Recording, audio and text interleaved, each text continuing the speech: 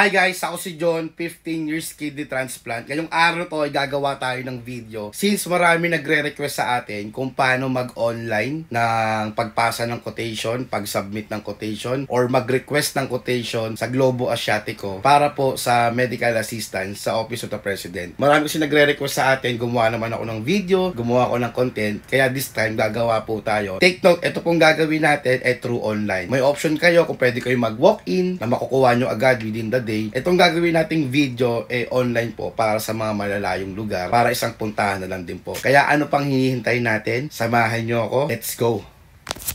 Ayan, mag-start na tayo. So ngayon, meron akong link dito. Ito yung link sa Globo. Ngayon, bago kayo open yung link, i-remind ko lang kayo na kapag magpapa-quotation kayo sa Globo, pwede po yung 4 na ahensya, which is yung President, Office of the President, DSWD, OVP, Office of the Vice President, and PCSO. Ngayon, ang alam ko lang na may pondo is Office of the President, tsaka yung DSWD. Ngayon sa OVP, wala pang budget. Sa PCSO, hindi ko alam kung paano yung proseso kasi since nawala siya sa lung center hindi na po ako nagpapasa sa PCSO. Kaya ngayon ay tuturo ko sa inyo, or same lang naman to kahit sino pasahan nyo sa apan, tuturo sa inyo yung sa Office of the President kung paano mag-fill up ng form gamit yung link nila through online. Again, pwedeng walk-in, within the day makukuha nyo yung quotation nyo, and pwede rin naman online kapag sobrang busy kayo and malayo kayo. Pwede kayo mag-online, aabutin lang ng mga ilang araw, and take note, mag-PPM sila, pwede silang mag-chat through sa Facebook nyo, pwede rin mag-email, kaya check nyo lahat ng mga email nyo, ng mga text nyo, para pipick upin nyo na sa mismong Globo. Hindi po sila nagsisend ng soft copy at ipiprint nyo kasi hindi po tatanggapin yan ng Office of the President. Anyway, start na natin. Medyo mahaba to uulitin ko, medyo mahaba to. Sa mga naiinip, hindi po para sa inyo tong video na to, and kung makakapag-intay kayo, sobrang sulit naman to. Ngayon, meron akong link dito sa Globo. Yan, link na i-post ko naman to, pero kung gusto nyo makita lalo, isi-send ko po, ilalagay ko po sa description dito sa vlog natin. Ilalagay ko sa description para i-click nyo na lang yung link na yon. Ito po yung buong link ng Globo Asiatico. Yan. Maglalagay kayo ng cellphone number nyo. Ilalagay ko yung cellphone number ko Dapat yung cellphone na ilalagay nyo is active po. Once na meron na kayo dyan, ilalagay nyo yung lahat ng details nyo. Normally, nagsisend sila ng OTP. Since nakapag-send na po ako, pwede na po yan. Minsan, nagte-text sila dun sa sinend natin. Ayan, merong OTP sila sa akin dito na binigay. Pero ito, since nakapag-ano na ako dati pa, fill upan na lang natin. Hindi ko to i-go kasi tapos na ako dito. Ituturo ko lang sa inyo. Kasi marami nagre-request sa atin. Una nyo pipila pa yung location. Lahat ng mga asterisk, lahat yan pupunuan nyo So, ang location nyo, Luzon, Visayas, Mindanao, kung saan kayo nakatira. So, ang location ko, Luzon. Yan. Alam ko, yan yun Ngayon, piliin kung saan mo nais matanggap ang iyong quotation.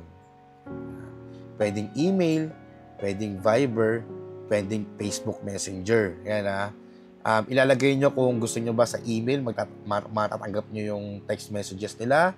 Pwedeng Viber, pwedeng Facebook Messenger. Pero ako sa inyo, since lahat naman kayo may Facebook, Facebook Messenger na lang po. Yung detalye naman, yung detalye dito, kung email ang channel ang pinili, ilagay ang email address. Kung Viber naman, ilagay ang numero. Kung FB Messenger, i-type ang Facebook Facebook account. Then, ilalagay nyo dito yung FB profile nyo. Sample lang to Hindi to totoo yung gagawin. Kunwari, ito yung FB profile ko. Ayun na lang. Hindi ko naman isasubmit to. Yan. Kunyari, ayun na FB profile ko. Yan. Institution, saan kayo magpapasa?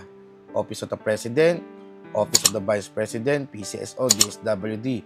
Kung sa PCSO, ilalagay nyo yung diagnosis nyo. Chemotherapy ba? Dialysis ba? Hemophilia?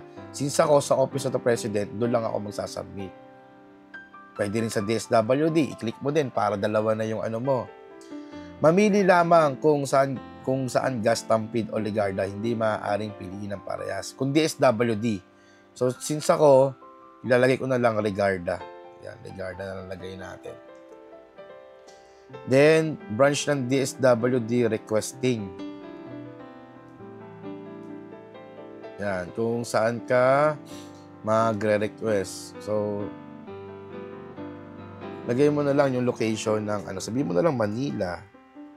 Yeah. Patient name. Lalagay mo yung patient name mo. Kompleto dapat kasi ito ang ilalagay nila sa quotation nyo. Kung may junior, ilagay nyo sa huli. Since ako meron, lagay natin.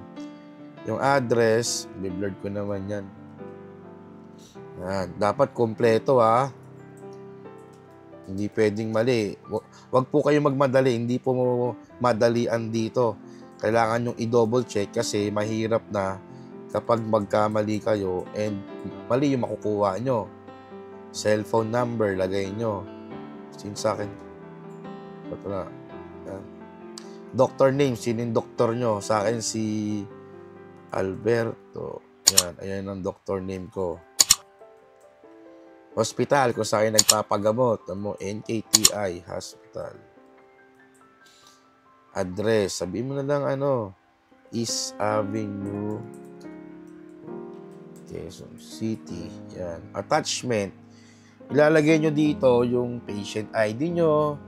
Then, manghula tayo dito, Kasi tapos na ako baka mapagalitan. Sabihin mo na lang, ayan, valid ID naman tayo. Kung hindi pasyente ang gumawa ng request, isama ang authorization letter. Since ako naman yung pasyente, hindi na ho. Then, prescription. Lalagay natin yung prescription. Sabihin natin, ito yung prescription ko. Dahil lang naman. Treatment protocol, kung meron.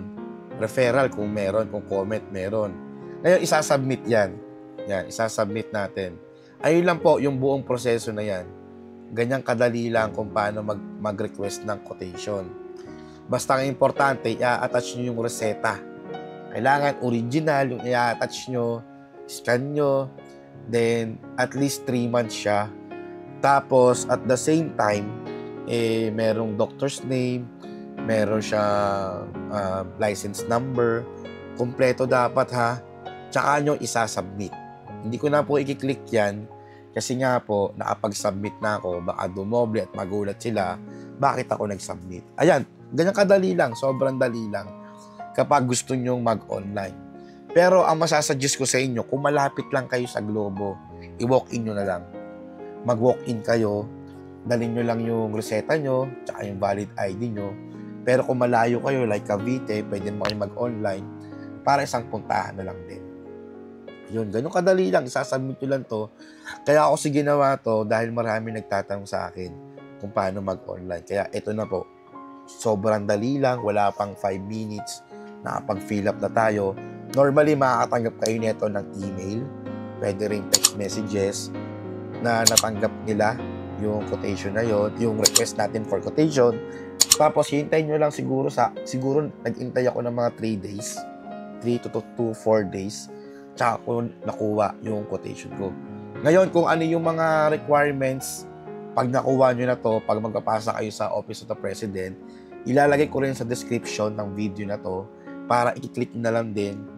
Mapapanood nyo doon yung complete details, kung ano yung mga requirements bukod dito sa quotation, para hindi kayo magkamali, para hindi kayo magpabalik-balik, kung saan matatagpuan yung Office of the President, kung ano yung mga requirements, ano yung kailangan dalhin, kung anong oras pupunta. Kasi iniiwasan ko dito yung mga malalayong lugar na baka magkamali, pabalik-balik, kulang yung dokumento. Kasi may mga nakikita akong ganyan. Ang aga pumila, tapos expired pala yung dokumento. Sayang, babalik ulit sila sa ibang araw. Pipila na naman sila ng 6 na oras. Take note, hindi nila i-check yan kapag may number na kayo. I-check yan kapag natawag yung number nyo, which is sobrang haba ng pila yan kapag umabot ka pa ng 200. Aabutin ka ng 4 na oras, 3 oras, tapos kapag ikaw na yung interviewin, kulang-kulang pala yung mga dokumento mo. Yun yung iniiwasan natin. Kaya gumawa ko ng video. Anyway, sana nakatulong tong video na to. And kung nagustuhan nyo yung mga ganitong content ko, i-follow nyo lang ako dito, John R. Boyce. Click nyo na rin yung notification bell para pag may mga bago kong video na ina-upload, makita nyo agad. Ang i-upload ko dito sa YouTube channel natin, yung mga medical assistance na pwedeng pasahan, yung mga requirements, kung saan pupunta, kung sino lalapitan natin, para hindi kayo magkamali. I-follow nyo lang tong page natin, itong YouTube natin, John R. Boyce. Click nyo yung bell and i-share nyo na rin sa mga kaibigan nyo, sa mga kapwa nyo pasyente para makatulong din tayo, di ba? Para malaking tulong to para sa kanila. Alam ko na konti lang ang gumagawang ganitong content, and lahat po ng ginagawa kong content ay makakatulong sa inyo.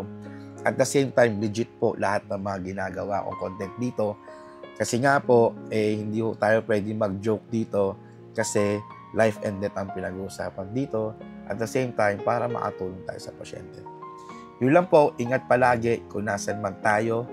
Mas importante pa rin ang kalusugan natin. God bless po sa ating lahat. Check nyo na lang po to. Yan. Bye-bye. Ingat palagi. Bye-bye.